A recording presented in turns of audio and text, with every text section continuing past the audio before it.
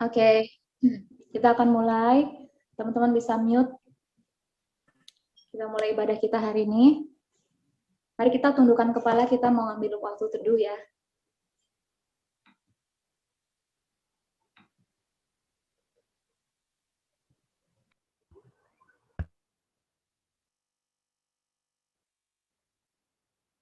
Amin. Dengarkanlah ayat panggilan ibadah. Ayat panggilan ibadah ini mengingatkan kita bahwa Tuhanlah yang memanggil kita untuk beribadah. Mazmur 118 ayat 24. Inilah hari yang dijadikan Tuhan. Marilah kita bersorak-sorak dan bersukacita karenanya. Mari teman-teman, langsung ajak setiap kita untuk memuji Tuhan, merespons undangan itu dengan pujian sebab Tuhan Dia baik. Walaupun kalian di mute, tapi kalian bisa tetap nyanyi ya. Sebentar ya, siapkan dulu.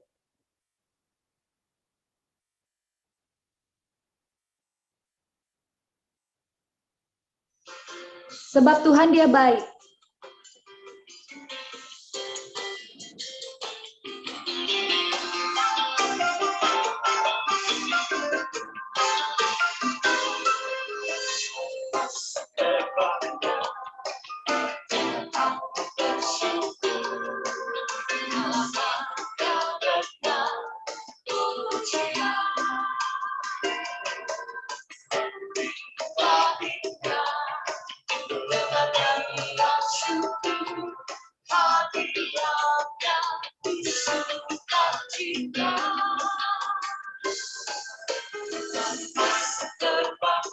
Dengan hati bersyukur.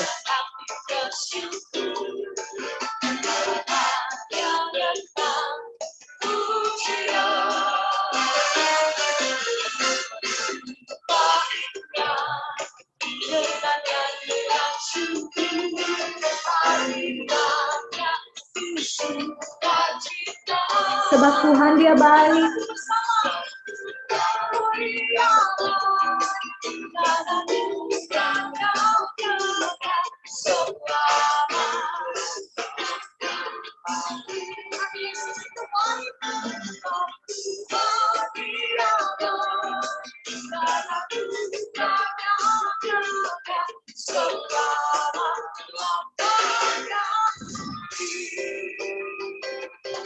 Saya lagi ya, saya nyanyikan pujian nih.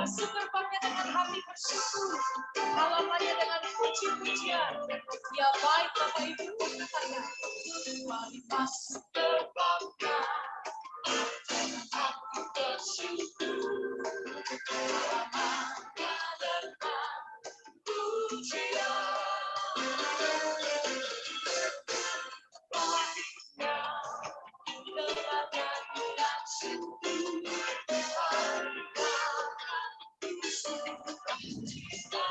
Sebab Tuhan Dia baik.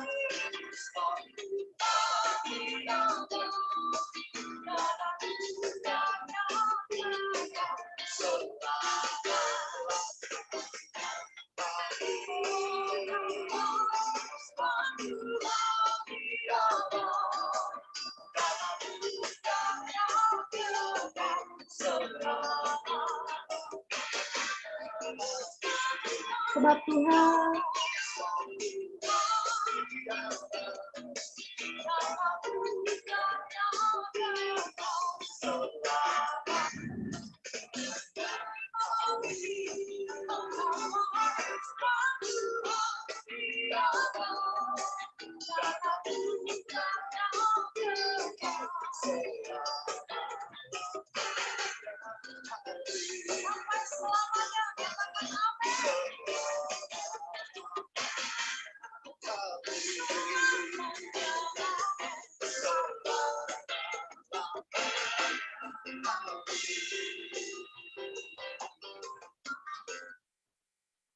Mari kita berdoa.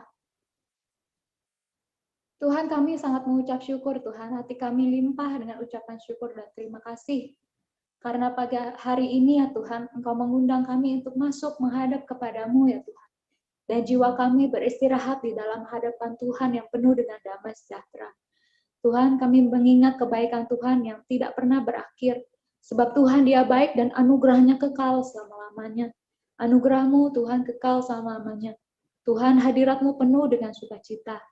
Ya Tuhan, kami hidup di dalam anugerah-Mu. Kami hidup di dalam kebaikan-Mu.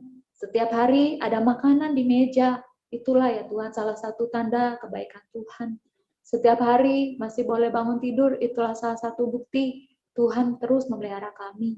Setiap hari masih ada mama papa, itulah bukti bahwa Tuhan mengasihi kami. Terima kasih Tuhan, termasuk hari ini masih boleh ibadah, masih boleh membaca firman Tuhan. Itu adalah bukti bahwa kami dikasihi Tuhan. Terima kasih ya Tuhan untuk semua kebaikan Tuhan. Kami serahkan ibadah hari ini ke dalam tangan-Mu. Tuhan tolong kami mau beri hati yang terbaik. Hanya di dalam nama Yesus kami berdoa. Amin. Kalau suara Lause misalnya ada gangguan, kasih tahu aja ya. Mazmur 119 ayat 11. Ini adalah ayat hafalan kita bulan yang lalu. Ini bunyinya seperti ini. Dalam hatiku, aku menyimpan janji-Mu, supaya aku jangan berdosa terhadap Engkau. Ayat ini mengingatkan kita bahwa kadang-kadang kalau kita tidak menyimpan janji Tuhan, kita bisa memilih untuk berdosa.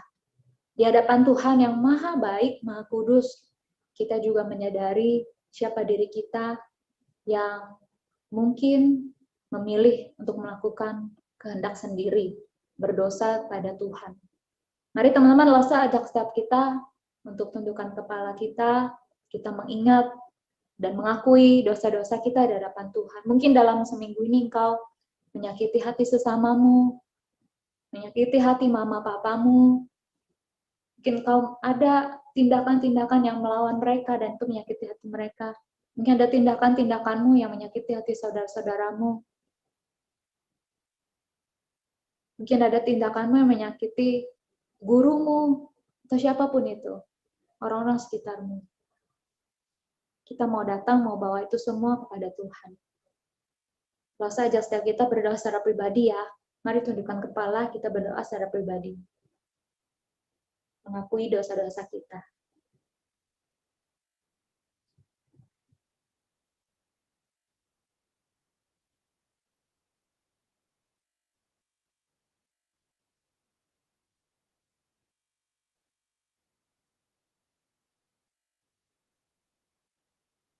Amin. Mari kita menaikkan sebuah pujian, jiwaku terbuka untuk-Mu Tuhan. Mungkin ini lagu baru buat teman-teman, tapi nggak apa-apa kita belajar, lagunya pendek. Jiwaku terbuka untuk-Mu Tuhan.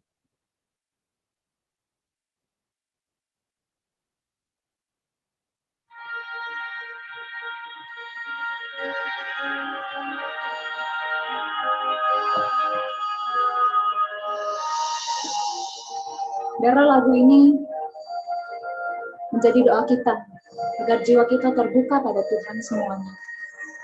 Jiwaku terbuka untuk-Mu Tuhan.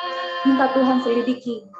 Selidiki, nyatakan segala perkara. Singkapkan semua yang terselubung, supaya ku layak di hadapan-Mu, Tuhan. Jiwaku terbuka untuk-Mu Tuhan. Selidiki, nyatakan segala perkara. Singkapkan semua yang terselubung, supaya layak di hadapan-Mu, jiwaku terbuka untuk-Mu Tuhan.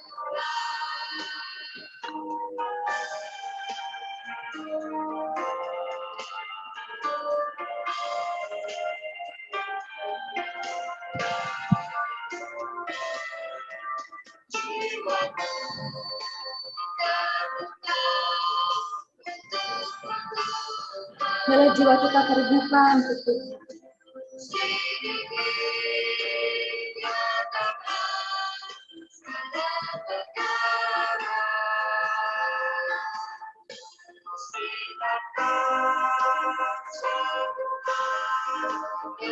Mari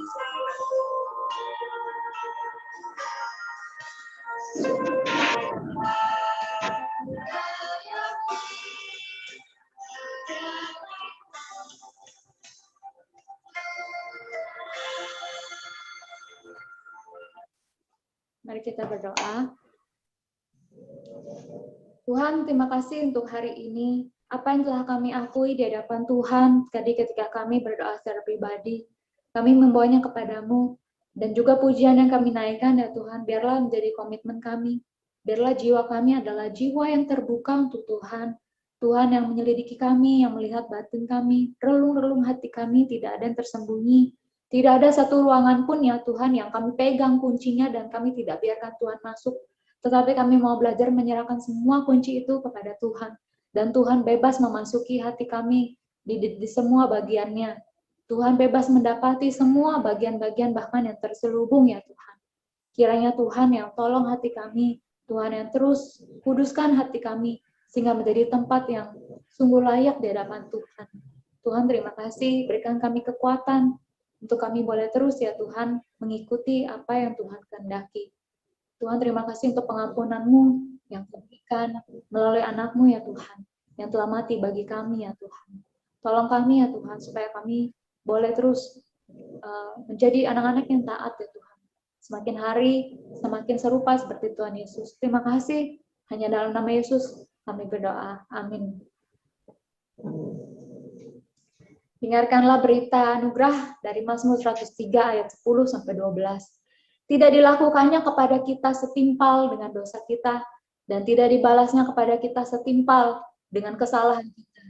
Tetapi setinggi langit di atas bumi, demikian besarnya kasih setianya atas orang-orang yang takut akan Dia. Sejauh timur dari barat, demikian dijauhkannya daripada kita, pelanggaran kita. Mari teman-teman, sebagai respons kita terhadap pengampunan Tuhan, mari kita menaikkan sebuah pujian, sungguh ku bangga Bapa. Pujian ini mengatakan, sungguh ku bangga Bapa punya Allah seperti Engkau, sungguh ku bangga Yesus atas segala pengorbanan. Kita selalu ingat, kita ini diundang masuk dalam hadirat Tuhan, kita diterima, kita diampuni. Itu semua karena Yesus. Yesus, karena apa yang telah Yesus lakukan. Mari kita menaikkan pujian ini, sungguh ku bangga Bapa. Sebentar ya, langsung disiapkan.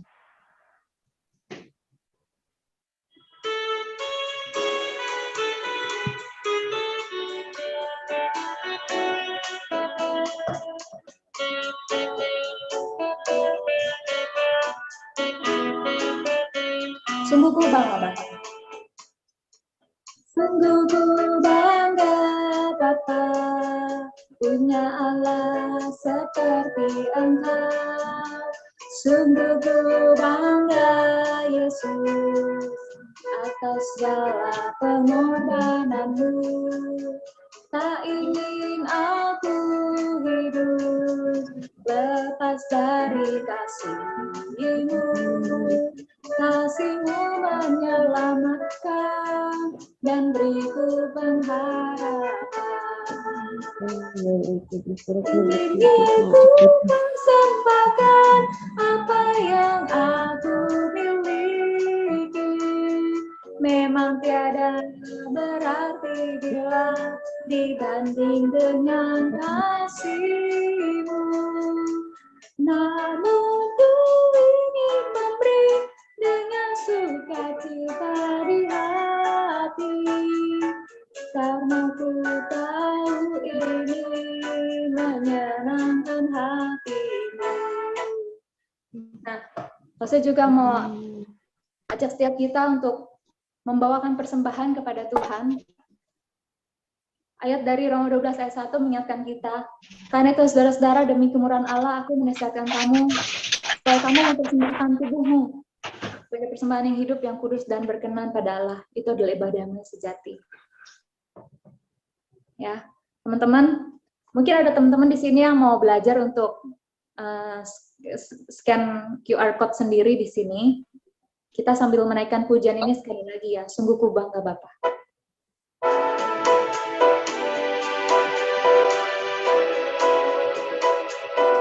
Sungguh ku bangga Bapa, punya Allah seperti Engkau. Sungguh ku bangga Yesus atas segala pengorbananmu. Tak ingin aku hidup lepas dari kasih-Mu. Kasih-Mu menyelamatkan dan beriku pengharapan. Kini ku persembahkan. Kini ku persembahkan apa yang aku miliki. Memang tiada berarti bila dibanding dengan kasih-Mu. Namun ku ingin memberi dengan sukacita di hati, karena ku tahu ini menyenangkan hati-Mu. Kini ku persembahkan. Kini ku persembahkan apa yang aku miliki. Memang tiada berarti bila dibanding dengan kasih-Mu. Namun ku ingin memberi dengan sukacita di hati, karena ku tahu ini menyenangkan hati-Mu. Karena ku tahu ini menyenangkan hati-Mu.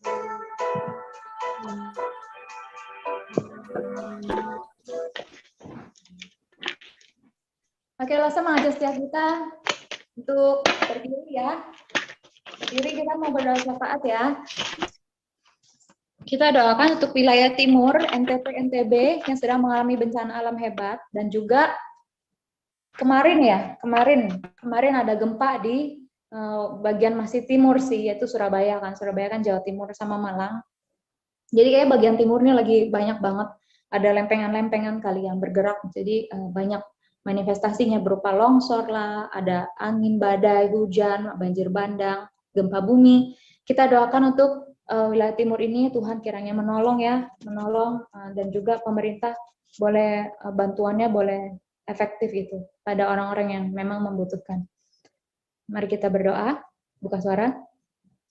Bapa di sorga, saat ini ya Tuhan, kami datang berdoa untuk bangsa dan negara kami, khususnya bagian timur ya Tuhan, yang sedang mengalami berbagai bencana alam ya Tuhan, bagian timur ya Tuhan, NTT, NTB, kemudian ada daerah Labuan Bajo juga, bahkan sampai Timor Leste ya Tuhan, mungkin daerah Bali juga ada sedikit terganggu juga, dan bahkan kemarin ada di bagian Jawa Timur, Surabaya, Malang ya Tuhan, yang mengalami gempa 6,7 skala Richter ya Tuhan. Menyerahkan dalam tangan Tuhan untuk wilayah-wilayah itu Tuhan, kira Tuhan yang memberikan pertolongan, Tuhan yang tolong ya Tuhan, supaya bencana alam itu boleh reda ya Tuhan, dan juga Tuhan tolong supaya pemerintah ya Tuhan, bantuannya boleh tersalurkan dengan baik sehingga boleh didapati oleh orang-orang yang membutuhkan ya Tuhan. Tidak ada korupsi ya Tuhan, ataupun diambil oleh orang-orang yang tidak bertanggung jawab. Kiranya Tuhan yang menolong supaya tidak ada lagi korban jiwa ya Tuhan. Kami serahkan dalam tangan Tuhan, Tuhan yang menolong, Tuhan yang memberkati, dan kiranya Tuhan yang menolong campur tangan dalam setiap perkara ini ya Tuhan. Terima kasih Tuhan, pakailah anak-anak Tuhan di tempat itu, gereja-gereja Tuhan, untuk boleh menjadi saluran berkat, menjadi kesaksian Tuhan di tengah-tengah masyarakat. Dalam nama Yesus kami berdoa. Kemudian yang kedua, kita juga berdoa untuk vaksin corona, distribusi vaksin corona boleh berjalan dengan baik dan juga boleh merata sehingga sesuai dengan rencana dari pemerintah ya. Mari kita berdoa, buka suara. Bapa di sorga, kami juga berdoa untuk vaksin corona ya Tuhan yang didistribusikan, kiranya Tuhan yang menolong supaya boleh berjalan dengan lancar ya Tuhan, dan boleh terdistribusi dengan baik dan merata Tuhan untuk orang-orang yang disasar ya Tuhan, sehingga juga penyebarannya boleh merata, dan ini boleh menjadi salah satu langkah yang baik ya Tuhan untuk bangsa ini boleh mengatasi pandemi virus corona ya Tuhan. Kami serahkan dalam tangan-Mu, Tuhan juga tolong setiap orang yang divaksin boleh tetap ingat untuk menjaga protokol kesehatan, walaupun sudah divaksin bukan berarti kemudian tidak bisa menjadi OTG ya Tuhan. Tuhan tolong untuk kami, untuk setiap anak-anak Tuhan yang datang beribadah juga di gereja, Tuhan yang mengingatkan juga untuk terus mematuhi protokol kesehatan. Hanya dalam nama Yesus kami berdoa, amin. Teman-teman masih dengan bangkit berdiri, Kita mau mengakui iman kita bersama dengan seluruh gereja di segala tempat dan di sepanjang abad. Kita mau mengakui iman kita berdasarkan pengakuan iman rasuli. Pagi ini Lose nggak menyediakan teks pengakuan iman rasuli karena Lose ingin mengajarkan kita untuk kita mengakui, bukan hanya membaca. Buat teman-teman yang mungkin belum hafal tidak apa-apa, nanti teman-teman bisa mendengarkan dari mulut Lose sambil juga menghafalkannya dalam hati, membacakan, mengakui ya, jangan membacakan ya, tapi mengakui ya. Pengakuan iman rasuli. Aku percaya kepada Allah, Bapa yang Maha Kuasa, Khalik langit dan bumi, dan kepada Yesus Kristus, anaknya yang tunggal, Tuhan kita, yang dikandung dari Roh Kudus, lahir dari anak darah Maria, yang menderita sengsara di bawah pemerintahan Pontius Pilatus, disalibkan, mati dan dikuburkan, turun ke dalam kerajaan maut. Pada hari yang ketiga, bangkit pula dari antara orang mati, naik ke surga, duduk di sebelah kanan Allah, Bapa yang Maha Kuasa. Dan dari sana ia akan datang untuk menghakimi orang hidup dan yang mati. Aku percaya pada Roh Kudus, gereja yang kudus dan am, persekutuan orang kudus, pengampunan dosa, kebangkitan tubuh, dan hidup yang kekal. Amin. Mari teman-teman silakan duduk kembali. Mari kita membuka Hakim-Hakim 2 ayat 1-5. Hakim-Hakim 2 ayat 1-5. Sebentar nanti kita mau membicarakan tentang Hakim-Hakim dan Rut. Ini sebagai pengantarnya, kita mau baca Hakim-Hakim 2 ayat 1-5. Mari kita buka Alkitab kita.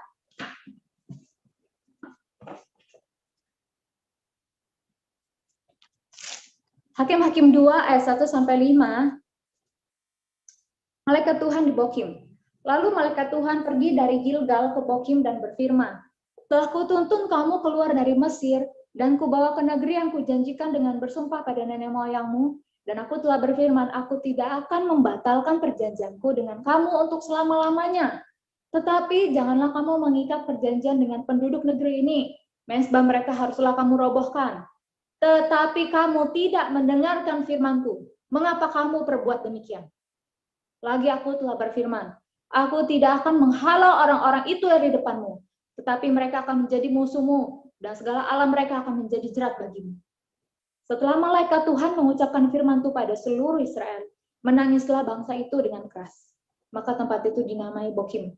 Lalu mereka mempersembahkan korban di sana kepada Tuhan. Teman-teman, kita bakalan ngobrolin tentang Hakim-Hakim dan Rut. Biarlah tiap minggu kita tuh ngobrolin Alkitab tuh dengan ya udah ngobrol santai kayak gitu. Kita mau sama-sama diskusi, mau ngobrol. Hakim-hakim sebenarnya untuk apa, ngomongin tentang apa, dan kenapa harus ada hakim-hakim. Kemudian ada Rut juga, kalau teman-teman perhatiin itu ya. Rut itu cuma 4 pasal, dan bacanya itu seru gitu, maksudnya kayak ceritanya itu cerita yang gampang untuk dimengerti. Dan mungkin kalian bertanya, untuk apa ada kitab Rut? Kenapa mesti ada Rut ditulis di situ ya? Mari kita mempersiapkan hati kita mau menaikkan pujian lagu tema bulan April, Jadi Sepertimu. Ini lagu yang bagus, karena apa? Karena ini ada kata-katanya, ubah hatiku Tuhan, seputih hatimu, setulus salibmu, kasihmu, mau menjadi sepertimu, seperti Tuhan Yesus. Apa sih yang seperti Tuhan Yesus? Taat. Kalau dibilang seperti Tuhan Yesus, itu artinya seperti Tuhan Yesus taat, dia jalan ke salib. Waktu kita kemarin Paskah kan kita udah bahas tuh, Yesus tuh berdoa keras. Tuhan kalau boleh lalukan cawan ini, tapi biar kehendakmu. Nah itulah Tuhan Yesus tuh taat. Jadi ketika kita bilang jadi seperti Tuhan Yesus, kita itu berarti sedang meminta hati yang taat. Ya, mari kita menaikkan pujian ini, jadi sepertimu.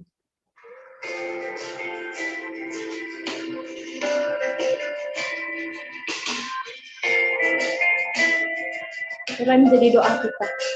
Jadi sepertimu Tuhan. Seperti Tuhan Yesus.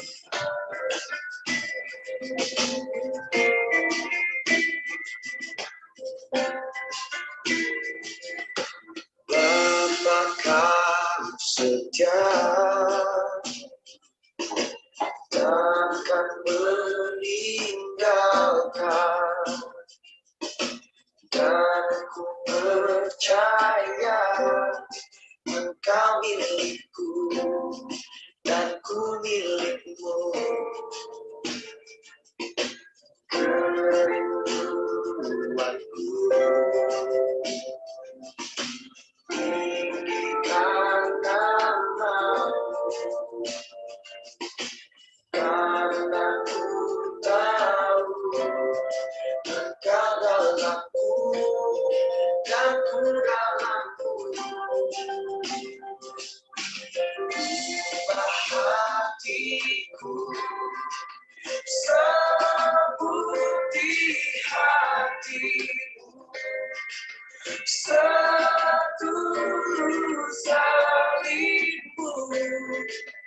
kasih-Mu Tuhan, dan mataku seperti mata-Mu, pancarkan kasih-Mu, ku mau jadi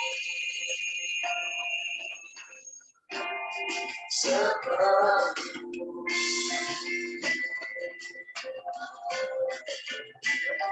Mari kita naikkan pujiannya sekali lagi. Jadikan ini doa kita.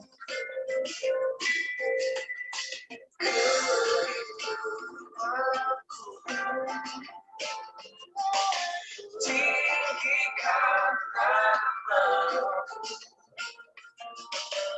karena ku tahu kepadaku aku dalammu. Ubah hatiku.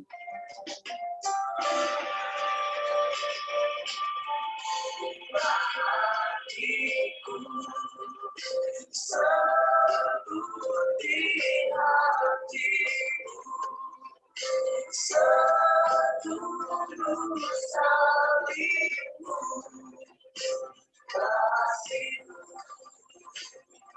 Tuhan, biar mataku seperti mata-Mu, pancarkan kasih-Mu, ku mau jadi seperti.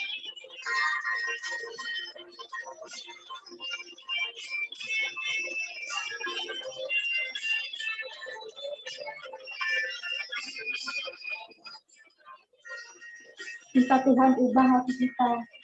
Hati yang berontak menjadi hati yang taat.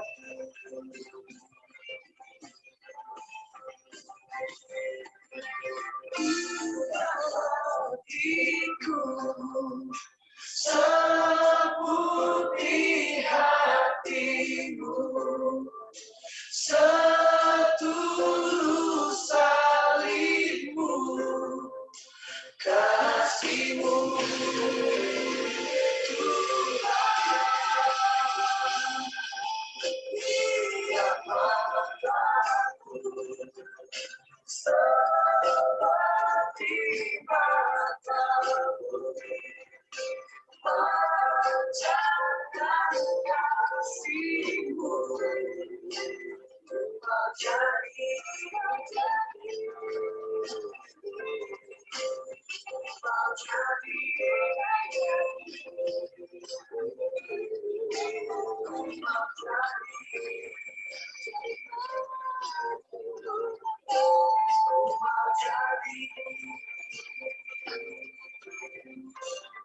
seperti-Mu.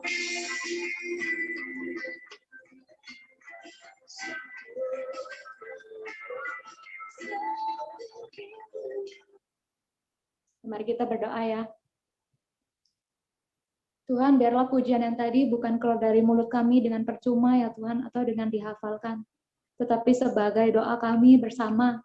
Biarlah Tuhan tolong hati kami, ubah hati kami, dari yang tadinya ingin bertindak sesuai dengan kebenaran diri masing-masing, menjadi melakukan apa yang Tuhan kehendaki. Ubah hati kami ya Tuhan. Pimpinan kami adalah Tuhan Yesus.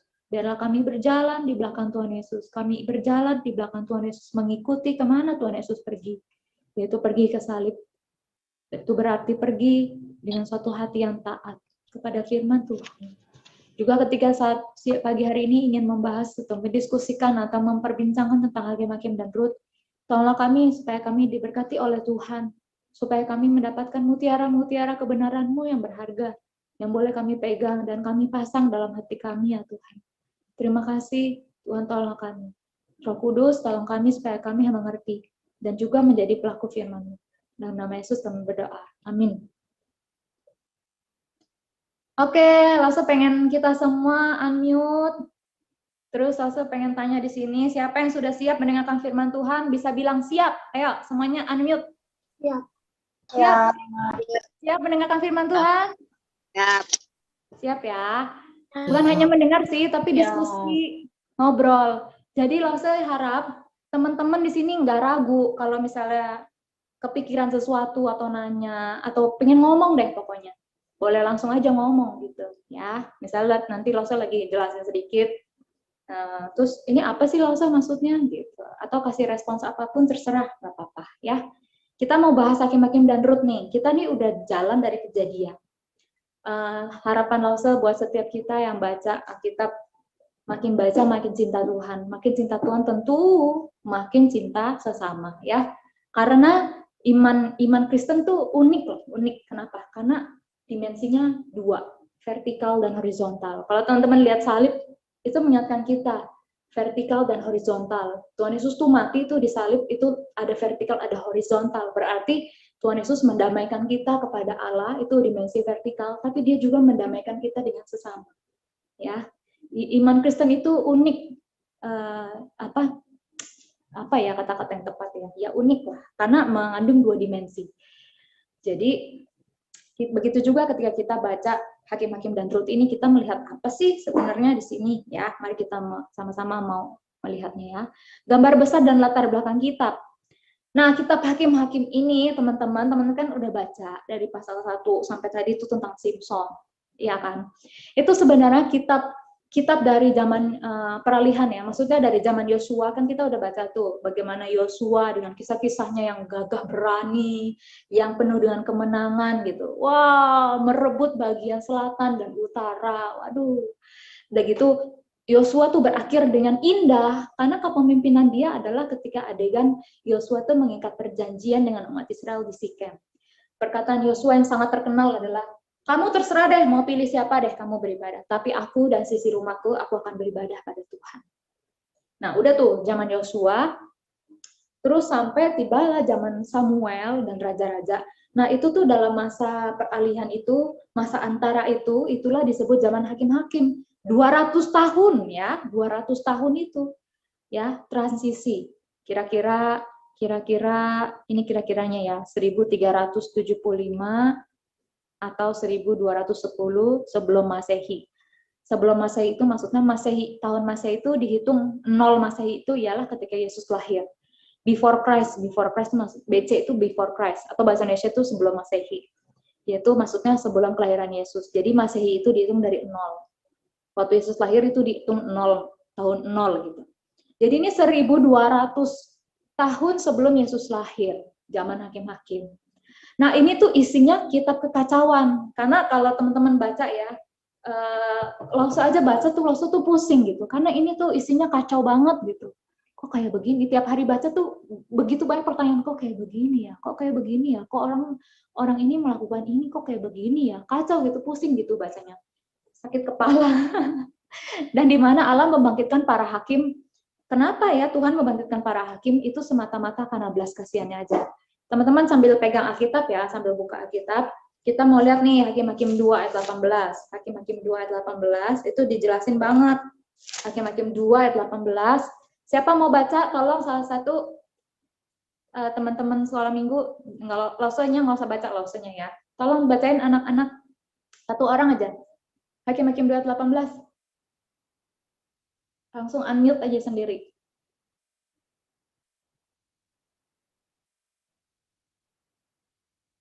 Teman-teman.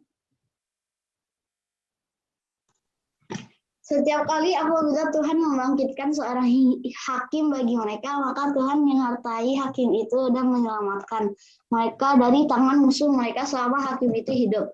Sebab Tuhan berbelas kasihan mendengar rintihan mereka karena orang-orang yang mendesak dan menindas mereka. Nah, terima kasih ya. Jadi, kenapa Tuhan membangkitkan para hakim itu semata-mata karena belas kasihannya Tuhan aja. Nah, waktu Lasa baca Hakim-Hakim itu, Lasa kayak keinget, ini tuh kayak buku menu gitu. Makanya nih di posnya ada gambar buku menu. Itu kayak buku menu gitu. Buku Hakim-Hakim itu ibarat buku menu. Kalau kita makan ke restoran, kita kan lihat buku menu tuh. Biasanya menu-menu itu disusun mulai dari yang biasa sampai yang heboh gitu, sampai yang spesialnya dari restoran itu, kemudian baru penutupnya dessert gitu ya, atau minuman. Nah sama nih kita hakim-hakim nih, isinya tuh kayak buku menu, ibarat buku menu, tapi menu kekacauan.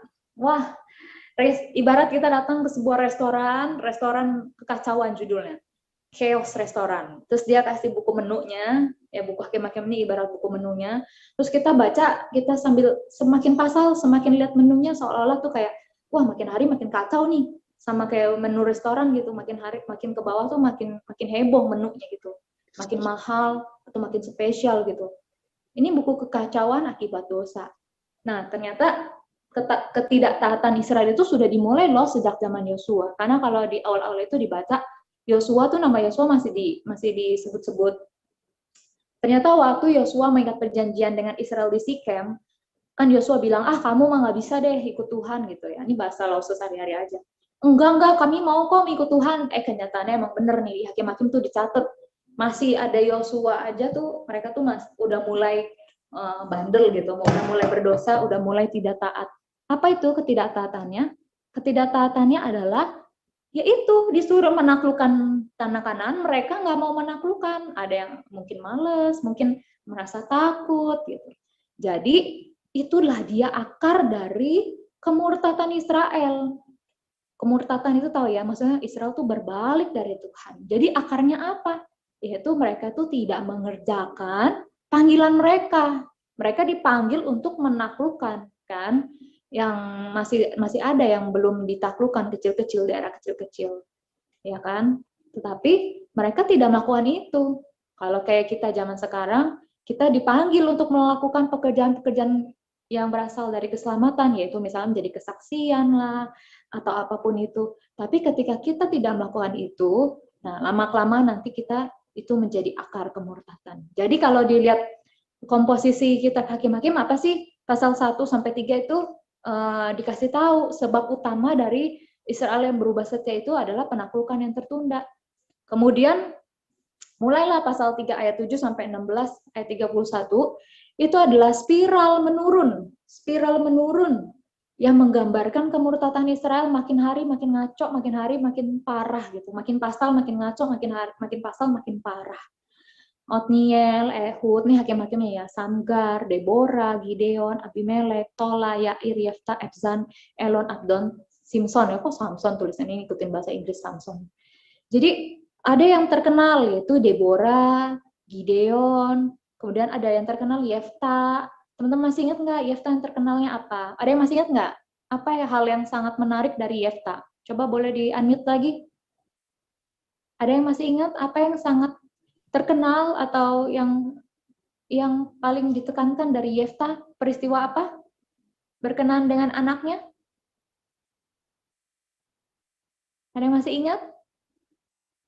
Itu Grace mau jawab, Grace. Atau anak-anak. Yefta waktu sebelum berperang dia berjanji sama Tuhan kalau misalnya orang yang keluar dari rumahnya pertama kali menyambut kemenangannya, nanti dia bakal persembahin orang itu buat Tuhan.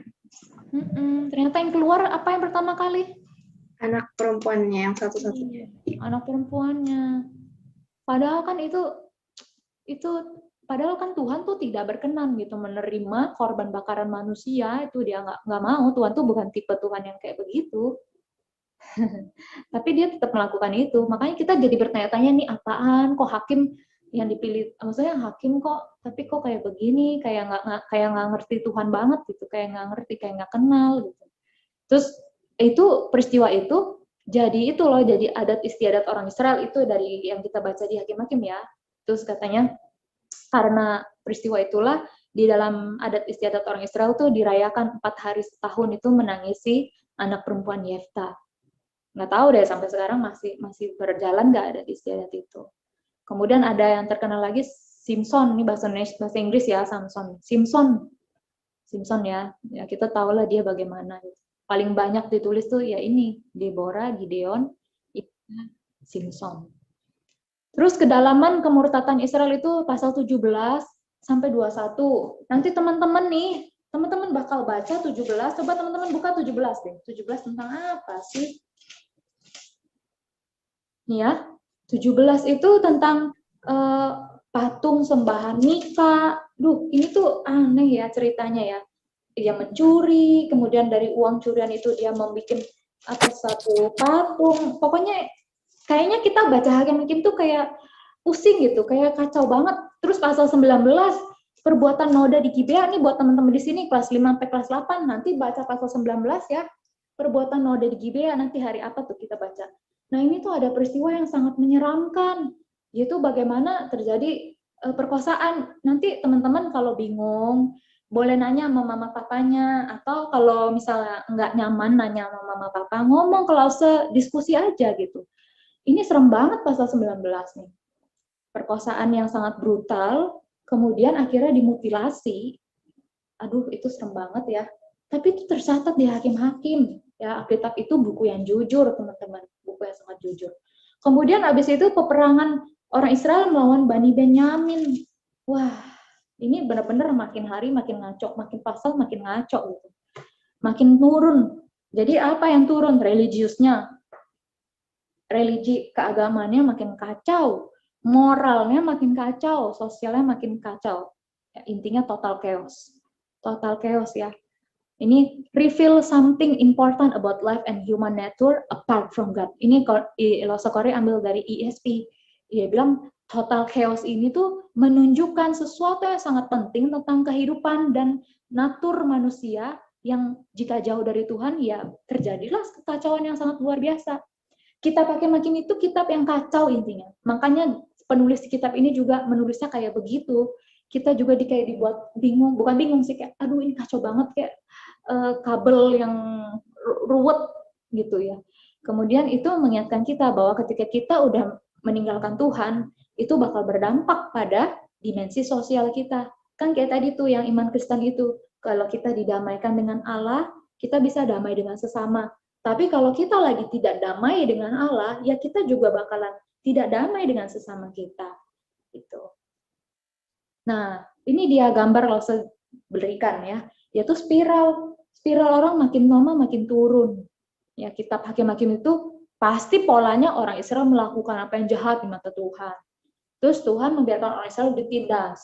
Terus umat menangis pada Allah. Terus Tuhan membangkitkan hakim untuk membebaskan mereka. Udah deh, repeat deh. Repeat aja udah begitu terus gitu. Tapi dari akhir buku ini, Israel itu menunjukkan bahwa pelanggaran terhadap covenant Allah itu luar biasa. Ya. Nih, ini cuman ini sih rangkuman aja. Tuh, Otniel itu bangkit dari suku apa? Suku Yehuda, bangkit melawan Mesopotamia, periode penindasan 8 tahun, periode bebas dari penindasan 40 tahun gitu. Nanti kalau kalian mau, Lose bisa kirim ya PowerPoint ini untuk jadi teman kalian buat baca. Sekarang kita masuk kitab Rut. Terus kitab Rut apa? Kitab Rut itu terjadi dalam masa Hakim-Hakim itu. Masa Hakim-Hakim yang seperti spiral kusut, benang kusut. Nih, Lose udah kasih gambar benang kusut. Nah, disinilah terjadi peristiwa Rut. Ya, peristiwa Rut itu Naomi kehilangan suami dan anak-anaknya. Terus Naomi pulang ke Bethlehem sama Rut. Rut bilang, Allahmu adalah Allahku, bangsamu adalah bangsaku. Wah, itu bukti kasih komitmen ya. Terus Rut memungut di ladang, ini salah tulis ya, ladang Boas. Kemudian Rut memohon untuk ditebus oleh Boas. Kemudian Boas menatur penebusan di gerbang. Penutupnya Naomi diberkati dengan keluarga baru. Dan ternyata Rut dan Boas itu jadi nenek moyangnya Isai. Nenek moyang Obed, maksudnya orang tuanya Obed, terus Obed itu bapaknya Isai itu bapaknya Daud. Ya, kalian belum bisa menangkap hubungan Hakim-Hakim dan Rut, ini bakal dikasih tahu di sini. Pesan utamanya apa? Hakim-Hakim dan Rut, dua kalimat yang selalu diulang, orang Israel berbuat jahat di mata Tuhan, yaitu tiap orang berbuat yang benar menurut pandangannya sendiri, dan kata yang selalu diulang adalah tidak ada raja di antara orang Israel. Ini menunjukkan buku ini memiliki pesan, satu, konsekuensi dari kemurtatan rohani, ya kan? Kemurtatan rohani itu berimbas kemana-mana deh, Kemudian kedua, kebutuhan akan seorang raja yang kalau dia itu hidup benar, dia akan menuntun umat kepada Allah. Terus apa nih hubungannya dengan kitab Rut? Kitab Rut itu Tuhan mempersiapkan Raja Daud. Rut adalah nenek moyang biologis Daud. Jadi Rut itu, jadi kalau kitab Hakim-Hakim itu kitab kekacauan, kacau balau. Nah, apakah Tuhan tidak berdaya menghadapi kekacauan itu? Tuhan itu tetap bekerja, yaitu melalui Rut, Boas, Naomi, gitu. Mempersiapkan Raja Daud. Pesan utama kitab Rut sendiri apa? Ini paling menonjol di kitab Rut ya, yaitu kasih setia atau hesed. Kata hesed di Alkitab tuh penting sekali teman-teman. Hesed tuh dari apa ya, itu sifatnya Allah, itu tindakannya Allah buat kita umatnya. Hesed tuh kasih setia yang berkomitmen, yang enggak dipengaruhi oleh mood, oleh apalagi, oleh tindakan umatnya mau berkele kayak mau ngaco kayak, Allah itu tetap berkomitmen. Itulah namanya hesed, kayak orang yang benar-benar berkomitmen gitu. Rut menunjukkan hesed kepada Naomi. Ya kan, tadi Allahmu adalah Allahku, bangsamu adalah bangsaku. Kan si Naomi bilang, udahlah kamu pulang aja Rut, karena anak-anakku udah mati, kamu pulang aja, kamu nikah lagi. Tapi Rut nggak mau. Dia menunjukkan kasih yang berkomitmen kepada Naomi. Kemudian Boas menunjukkan hesed pada Rut dan Naomi. Kenapa? Karena Rut ini minta dinikahin sama Boas ya. Beda konteks nih, wajan sekarang nih. Jangan nanti baca Rut, nanti tiba-tiba, wow punya ide untuk minta dinikahin gitu. Oh bukan kayak gitu.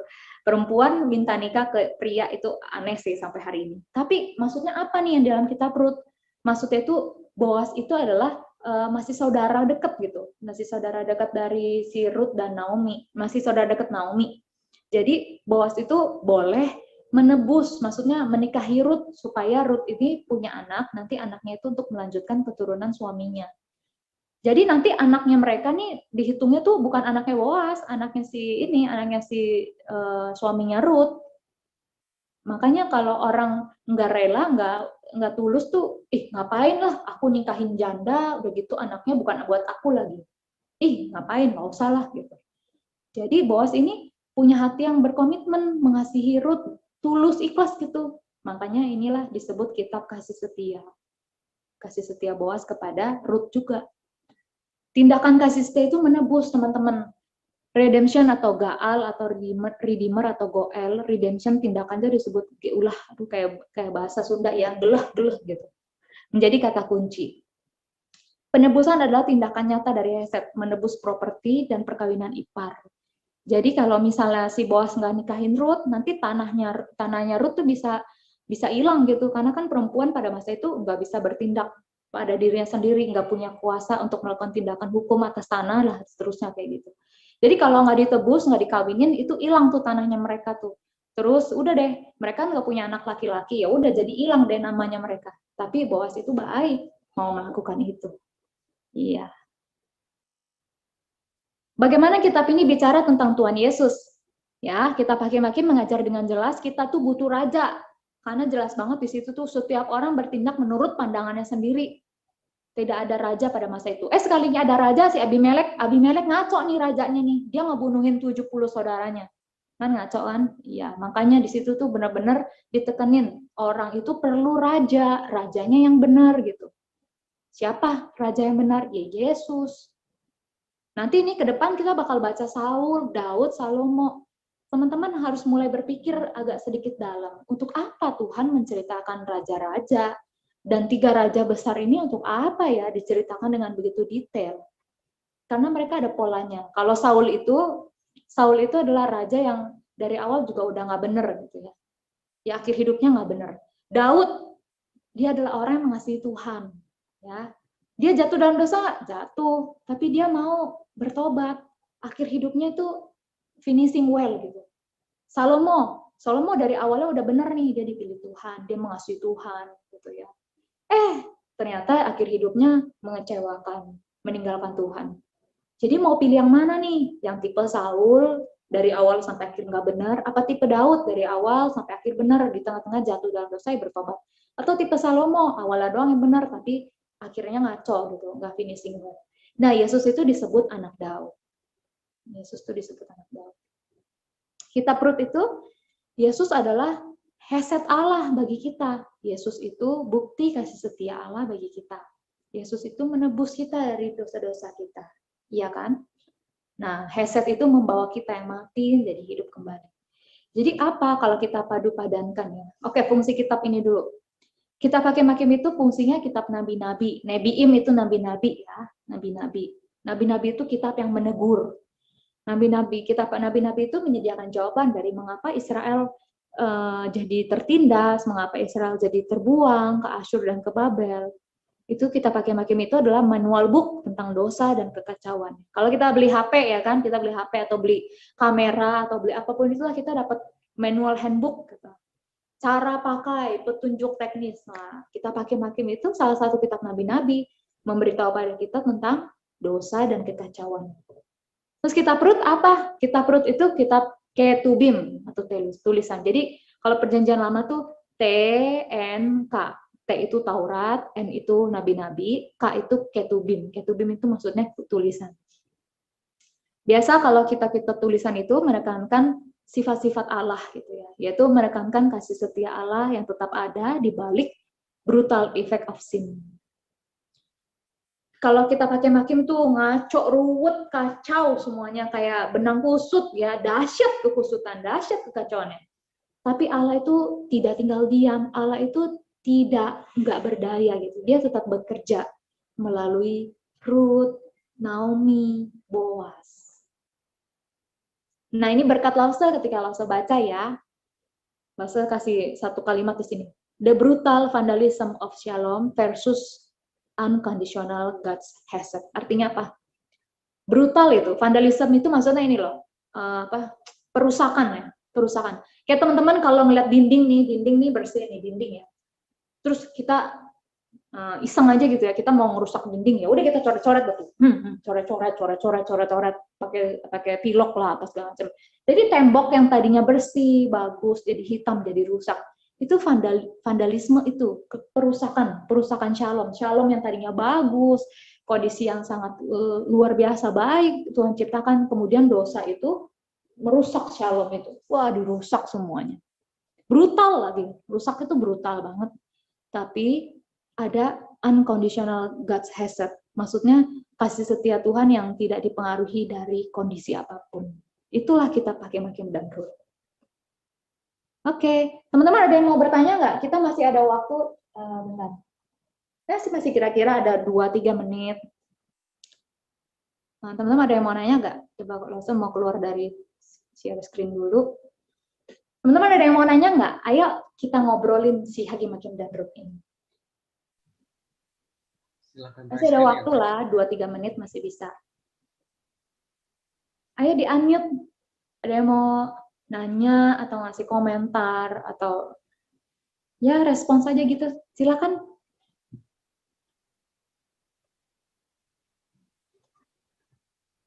Hai Bevelyn, halo kembar, Nelson, Gautama, senang banget kalian datang.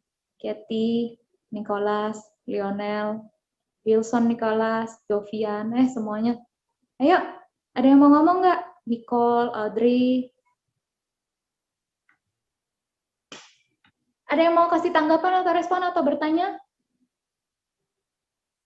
Sekarang kalian udah tahu kan, kita pakai Hakim dan Rut itu isinya apa? Ya pakai Hakim itu kacau, tapi Rut itu adalah Allah bekerja ya di balik kekacauan itu. Tuhan hebat banget ya. Kalian mau kasih respons apa nih? Ngomong aja nggak apa-apa. Mungkin mau kasih icon apa aja lah terserah. Silakan teman-teman boleh kasih icon apapun. Bahasa juga mau kasih icon. Bentar.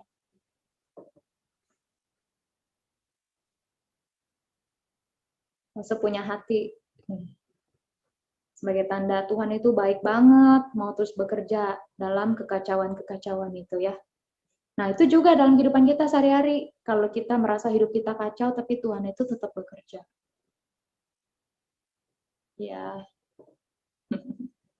Ada yang mau tanya gak? Tuhan hebat ya. Dalam kekacauan kayak gitu, dia tetap bekerja. Bekerjanya kayak nggak kelihatan gitu. Ya ampun, Rut itu cuma cerita orang nikah doang, heboh banget ditulis di Alkitab. Jangan salah. Dalam pernikahan yang kayaknya simple itu Tuhan bekerja. Wih, Tuhan itu dahsyat banget deh pokoknya. Dia tuh bekerja terus. Oke deh. Ayat hafalan kita dari ayat 12 ya, 119 ayat 12. Nanti teman-teman bikin video, rekam, nanti bisa ditampilkan di video ibadah kita. Ya. Oke, sekarang kita mau berdoa dulu. Karena sudah menjelang jam 10. Mari kita berdoa ya. Tuhan, kami nggak pernah henti ucap syukur. Kenapa? Karena kami kenal Tuhan satu sifat lagi hari ini. Yaitu apa? Tuhan itu tetap bekerja. Dalam segala kekacauan dosa yang brutal, Tuhan masih terus bekerja. Lewat pernikahan Ruth dan Boas lagi. Apa sih? Kisah apa sih itu? Kisah tentang pernikahan doang. Tapi dalam kisah yang cuman receh kayak gitu, Tuhan bekerja. Wah, Tuhan baik banget, Tuhan dahsyat banget. Ini memberitahu pada kami bahwa Tuhan itu bekerja dalam hidup kami. Walaupun hidup kami kayaknya kacau nih Tuhan. Sehari-hari kayaknya kok kacau, kayaknya begini amat sih hidup ya Allah gitu. Tapi Tuhan itu bekerja. Dan kami bersyukur ya Tuhan, Engkau adalah Allah yang terus bekerja, mendatangkan kebaikan. Dan kami kagum kepada kasih setia Tuhan. Tuhan, Engkau punya kasih setia itu tidak bergantung dari kondisi, tidak sesuai mood.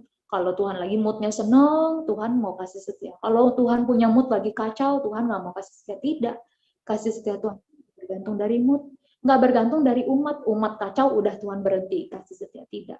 Tapi Tuhan itu terus berkomitmen mengasihi umat-Mu, mengasihi kami. Terima kasih ya Tuhan, kami sangat mengucap syukur, berterima kasih. Tolonglah kami dalam baca Alkitab semakin baca, semakin kagum kepada Tuhan. Semakin mengasihi Tuhan, semakin mengasihi sesama kami. Terima kasih, kami bersyukur. Dalam nama Yesus kami berdoa, berkatilah Tuhan anak-anak-Mu, ya Tuhan, yang telah ibadah pada hari ini, melalui Zoom dan juga melalui YouTube. Mari teman-teman arahkan hati kita pada Tuhan, terima berkat dari Tuhan. Tuhan memberkati engkau dan melindungi engkau.